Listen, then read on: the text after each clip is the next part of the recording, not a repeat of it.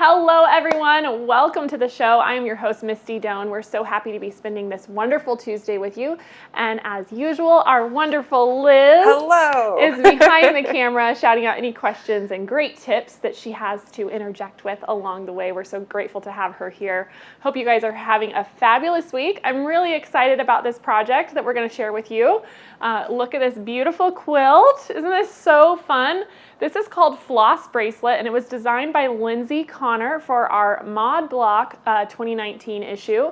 And I just think it's so fun. When I saw it, it reminded me of all the friendship bracelets that I get to make with my daughter. She loves to make them, is very into them right now, so it seemed like the perfect thing to share with you guys. If you're anything like me, I spent a long time of my youth making these great embroidery floss bracelets, hence the name of the quilt. And so it's just very nostalgic for me, and I think it's a beautiful, beautiful project and very simple. So let me show you what you need to make it and how to get started. This is actually a fat quarter project. We get so many requests for fat quarter quilts. So this is one if you've been looking for it. For this particular design, you're going to need 12 fat quarters. So you need a decent size bundle, and I think looking for one that has these beautiful ombres is really what the key is to make this quilt sing, because you can see how it just kind of radiates from the center by having those beautiful ombre style fabrics. The fabric itself is just straight solids, but because we get that wide variety in hue, we get the look of ombre with the solids. So this particular collection from Kona is called the Aurora palette. And like I said, there is 12 fat quarters in there. It's and you can see a beautiful range. They're gorgeous. They're absolutely gorgeous. So to get started, the first thing you want to do is you want to select your two darkest fat quarters out of your pack of 12. And so I chose these two purples. And you can see they're very similar, but just slightly different. And from your two darkest fat quarters, you're going to cut 3 4.5-inch strips. So each one of these is going to be 4.5 inches wide by the length of our fat quarter, which is around 22 inches. That's right, isn't it? Yeah, so they're usually like 18 by 21, 22. Yep. Because they're about half of the width of fabric. Exactly. Yeah. So you can see we've got the long side here, 4.5 inches wide, and we're going to cut 3 out of each fat quarter, so 3 across the skinny width, in both of these colors, and then you're going to subcut these into 4.5-inch squares. So let's go ahead and do that now that we've got some strips ready. And so because I'm already at 4.5 inches wide, I just need to make sure that I am 4.5 inches across. So we'll just slide down there and cut those out.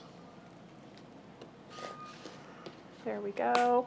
And then you'll do the same thing. Out of your two darkest colors, you're going to need 12 of each of those. And the reason is, you can see in this quilt, you're using most of the colors once, but of the two darkest colors, they're on either end. That's why you need extra. Okay. Every other color, you just need 6 4.5-inch squares. But of your two dark purples here on either end, you need 12. Okay. So that's why we've cut 3 strips. We cut those down into our 12 4.5-inch squares. Of all the other colors, you just need to cut 2 strips because you only need 6 of those 4.5-inch squares. Okay. So keep that in mind. That's your cutting. It's very simple and basic all the way across. Once you have done that and you have your 4.5-inch square, we're going to take our ruler and we're going to cut this in half, corner to corner. So just make sure we're exactly on the points, just like so. And then we're going to take a 1.5-inch strip, and we want to take this, and I want to give it a good press in half. How long is that strip? Oh, I will tell you as soon as I press it. Okay. This is, I think it's 8 inches, 7.5. Okay. 7.5 inches. And so I've pressed this in half, and I like to go ahead and press my triangles in half too, so I have a place to line all of these up. So I'm going to go ahead and give this just a little finger press could work, or you can take it to the ironing board just to get that little crease in the middle. So I'll show you here with just a finger press, just like so. And now we have the centers marked on all of our pieces. And they just line right up. Exactly. Okay. And so we're going to line those right up, and we're going to take this and sew a 1/4 inch seam all the way down this side, and then we'll add the other side. Oops. Make sure it stays lined up. They like to wander sometimes. Yes. All right. Take a few stitches, make sure the end's lined up as well, and we can just zoom down.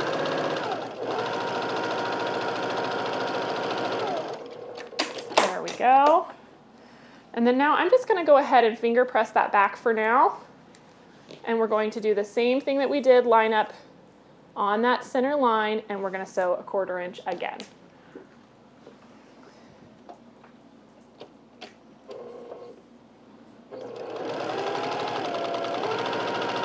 And does it matter, Misty, if you have the pointy triangle on top or the strip on top? I see you do sew both of them now. Yeah, I did that on purpose to show you that you really can do it either way. Okay. There is no right or wrong way. The most important thing is really just trying to make sure that our squares stay lined up with one another. Okay. So that's really what you want to focus on. And so then we're going to go ahead and give this a nice press now. And I am going to press to the dark side, so we'll turn it around and make sure our seams go towards our outside edge like so. Now that we've done that, I think it's a good idea if you have a square ruler or a ruler with the 45 line. And the reason being is, to start off with, we can just line it up along one edge. I'm actually going to turn this since I'm right-handed. Make this easier on myself. We're just going to line it up on one edge, and because we have made sure this met in the middle, we can ensure that it's still going to be nice and square, and we're just going to start by cutting off this corner here.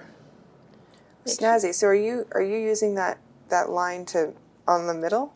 No, not yet. I mean, you can kind of eyeball that this 45 runs right in the center of our white strip there.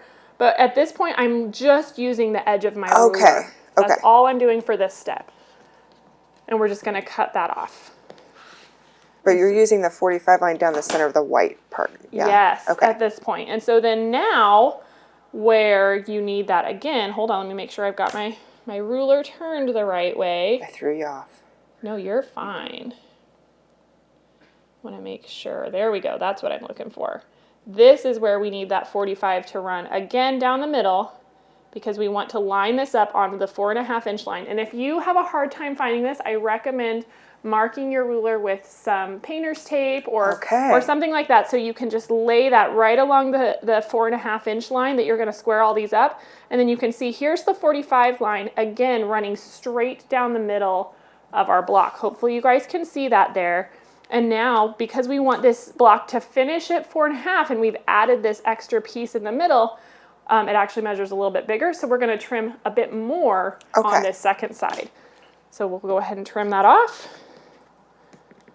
And trim that off. And this way we've ensured that that's running right down the center every single time. And so you're just going to repeat that on all of your squares that you cut. Every single 4.5 inch square is made exactly the same. But I do want to show you that trimming one more time, because I feel like that's kind of the magic. Yeah. So let's do that. I've got another one here ready to go. So to start, we're just going to use the edge of our square ruler and make sure it's lined up with our pieces, and we're going to trim that off just like so. And then we're going to rotate our block and put our ruler back, and this is where we're looking for that 45 line should come right to this point on our 4.5 inch mark, and then the 4.5 inch line is exactly along this edge that's under the ruler. So I know when I cut off this out here, we're going to have a perfectly centered, or good enough for me, 4.5 inch square, right? I love it. Yes. So we can just trim that again, just like so. And now we have all these great 4.5-inch squares, and you can see how nicely they line up when we put them together because we've taken that time to trim the center out and make sure that they are happy and cooperative. And so then the rest of the magic of this quilt is really in the layout. All 6 of these rows, so there's 2 up here and 4 down here, are laid out in the same color order, but you'll notice that you're turning which direction the white strip is pointing to get this awesome design that you see here. So just pay attention to that. You can, obviously just mimic the quilt that's hanging behind me, or if you purchase the pattern or ModBLOCK, there is awesome diagrams in there to show you the whole layout. All right, let's talk about the strips that make the top, bottom, and the center of this, because that's where we're going to set together these awesome rows that we've made with our 4.5-inch squares. So let's talk about how we did that. I have got here my background fabric, and it is cut the width of fabric by 56.5 inches long. So you're going to need 1 3/4 yards for this specifically. That doesn't include all of your little pieces in here as well, but you've got a 1 3/4 yard cut that we've cut down to 56.5. Okay, and I just want to clarify, so that does not include your white strips. Right. This is just for those big stripes down the center. Exactly. Perfect. Okay. And so let me show you now what we're going to do to cut this. I'm going to move all of this out of the way so we've got plenty of room to work. And we're going to take this, remember this is cut, our width of fabric is still running this direction just like normal how it comes off a bolt. So it's still on the fold. Yep, Okay. and we're going to open this up. Scandalous. So scandalous. And we're going to fold it this way now, and I'm going to fold it one more time, because by doing it this way, we don't have any seams running across the quilt. We have nice long strips of fabric, and it looks really, really nice. And so let's go ahead and make sure this is all lined up nicely before we make any cuts. And then we can lay this on our cutting mat. And I would give it a nice good press before you do this, but we can lay this here, cut off our selvage edge, and then we're going to cut 2 16.5-inch pieces, and that's what you get here for the top and the bottom, and then 1 8.5-inch strip for the middle. And by cutting it this direction, remember, we don't have to piece any seams here in the middle, and you get one nice, long, continuous piece of fabric. So feels like such an aha moment. It is. It's like, oh yes, I can turn my fabric the other way to cut it. I love that. And so 16.5-inch, 2 of your pieced rows, an 8.5-inch, 4 of your pieced rows, and 16.5 inches. And so when you put all of that together, the finished size of this project is 56 by 64. So it's a great throw size. It's so cute.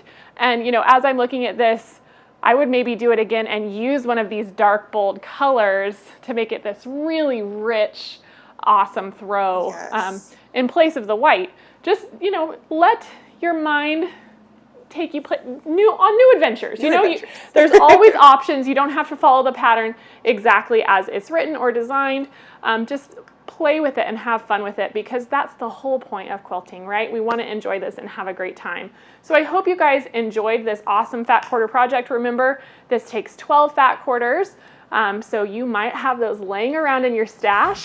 So grab those and make this awesome quilt. Again, it was designed by Lindsay Connor for ModBLOCK in 2019, or you can grab the pattern for this great Floss bracelet quilt. I hope you enjoyed it. I hope you have a wonderful week, and we'll see you next time.